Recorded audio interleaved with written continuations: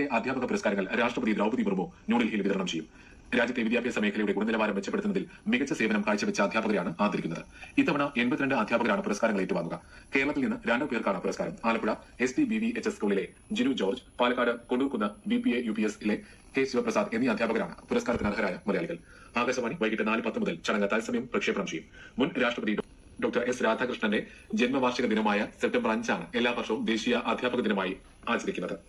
എല്ലാ അധ്യാപകർക്കും രാഷ്ട്രപതി ദ്രൗപദി മുർമു, പ്രധാനമന്ത്രി നരേന്ദ്രമോദി തുടങ്ങിയവർ ആശംസകൾ നേർന്നു.